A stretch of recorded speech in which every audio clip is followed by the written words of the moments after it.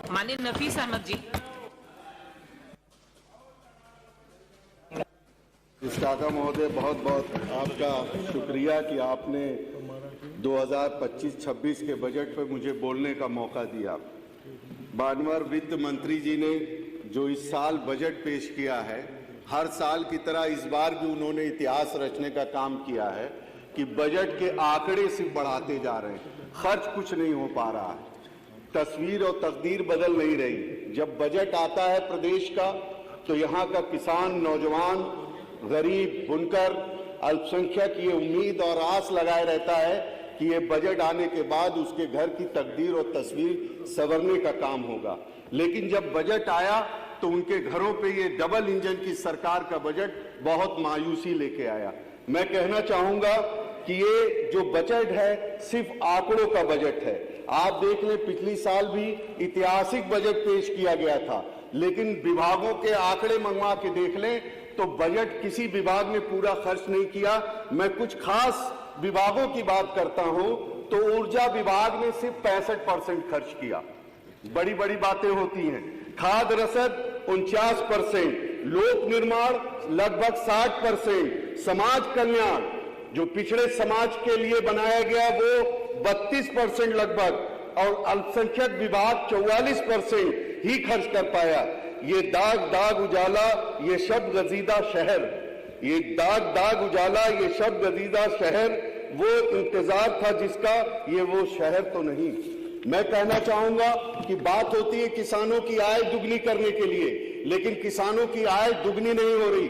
उनके जो सामान है उस पर भी जीएसटी लगाकर, टैक्स लगाकर महंगा किया जा रहा है। उनकी लागत महंगी है लेकिन दाम नहीं मिल पा रहा है। जिस क्षेत्र से मैं आता हूं, गन्ना किसान क्षेत्र है, हम दिल की गहराइयों से अपने पूर्व मुख्यमंत्री आदरणीय अखिलेश यादव जी का शुक्रिया अदा करते हैं कि उन्होंने आजमगढ़ जैसी जगह पे, जहां कोई उद्योग, कोई रोजगार नहीं था, वहां उन्होंने एक बड़ी चीनी मिल लगाने का काम किया।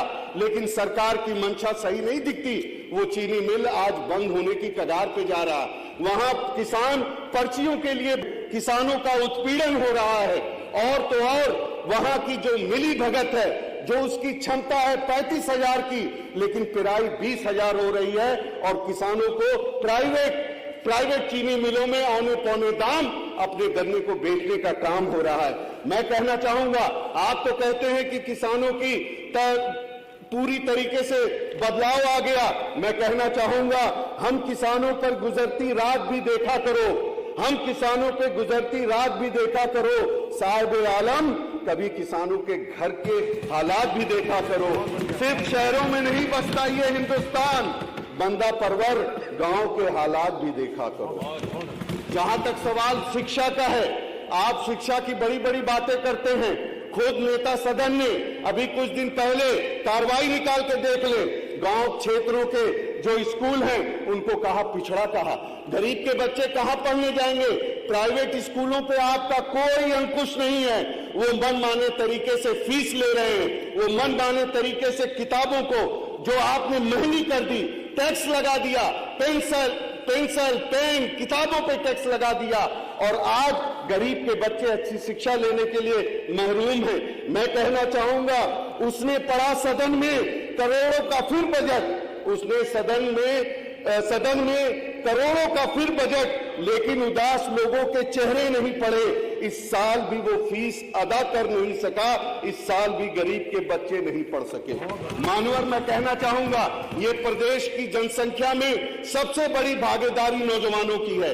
आज नौजवान नौकरी के लिए तरस रहा है, बेरोजगार है। आप रोजगार नहीं दे पा रहे हो। बेरोजगारी का आलम यह है कि आप सरकारी नौकरियां, भर्तियां नहीं निकाल रहे हो। युवा पिछले 5 साल में बेसिक शिक्षा विभाग में कोई भर्ती नहीं हुई। 10 लाख से ज्यादा युवा बीटीसी टेट पास करके भर्ती का इंतजार कर रहे हैं। 2018 से 80 ग्रेड की कोई शिक्षा भर्ती नहीं हुई। जूनियर एडेड की भर्ती अक्टूबर 2021 से लंबित है। 59,000 शिक्षक भर्ती में खुद माननीय न्यायालय ने 68,000 पदों पे आरक्षण का पालन न करने को लेकर बात स्वीकार की। आप इन सारी चीजों को नजरअंदाज कर रहे हैं। कहां जाए बेरोजगार नौजवान, कहां जाए पढ़ा लिखा नौजवान? इजराइल में जहां पे जंग हो रही है वहां जाके अपनी जान को गंवाने का काम करे। आपको तो उत्तर प्रदेश के अंदर अगर आपने इतना उद्योग लेके आए, आपने इन्वेस्टमेंट लेके आए, तो यहाँ नौजवानों को रोजगार मिलना चाहिए। साथ ही साथ मैं कहना चाहूंगा, अल्पसंख्यक विभाग, एक तरफ तो आपका नारा है सबका साथ, सबका विकास, सबका विश्वास, लेकिन ये नारे सिर्फ खोखले हैं। अल्पसंख्यक विभाग जब से ये सरकार आई है उनके पास कोई नीति नहीं है। आप एक तरफ कहते हैं कि हम अल्पसंख्यक समुदाय, खासतौर से मुसलमानों को मेन स्ट्रीम में लेके आना चाहते हैं, लेकिन आपके बजट में ऐसा कोई प्रस्ताव नहीं है। आपने ना ही मदरसा मॉडर्नाइजेशन के लिए कोई पैसा दिया, और तो और जो पैसा आप देते हैं किताबों में जो कहते हैं उसको भी खर्च नहीं कर रहे हैं। आप बताइए, जब इतनी बड़ी आबादी जो पिछड़ी रहेगी, शोषित रहेगी, वंचित रहेगी, तो ये मुल्क किस तरीके से तरक्की कर सकता है? साथ ही साथ मैं कहना चाहूंगा कि मैं जिस क्षेत्र से आता हूं, मानवर, मेरा क्षेत्र पिछड़ा इलाका है, बाढ़ग्रस्त इलाका है। मैं 2017 से लगातार मांग कर रहा हूं इस सदन में कि मेरे क्षेत्र में तहसील नहीं है। गरीबों को 40 किलोमीटर, 50 किलोमीटर इंसाफ के लिए जाना पड़ता है। मेरे क्षेत्र में एक तहसील बना दी जाए। रिपोर्ट आ गई, सब कुछ आ गया, लेकिन तहसील निर्माण का अभी तक कोई अता पता नहीं है। साथ ही साथ पिछड़े इलाके में गरीब बच्चियां कहां जाएंगी पढ़ने? वहां पर प्राइवेट स्कूल हैं, फीस वो अदा नहीं कर पा रही हैं। एक गवर्नमेंट डिग्री कॉलेज बना दिया जाए, कोई सुनवाई नहीं। एक सड़क है बंकट जयगांव मार्ग, जो आधा चौड़ीकरण होकर रुका हुआ है, उसका शेष मार्ग को भी चौड़ीकरण करा दिया जाए, लेकिन उस पर भी कोई सुनवाई नहीं। एक महाजी सिंहवाड़ा है, नुनिया का पूरा बाढ़ग्रस्त इलाका है, लोगों की खेती नदी उस पार है। मैं मांग करता हूं कि उस छोटी सरजू पे पुल निर्माण करा दिया जाए, लेकिन कोई सुनवाई नहीं है।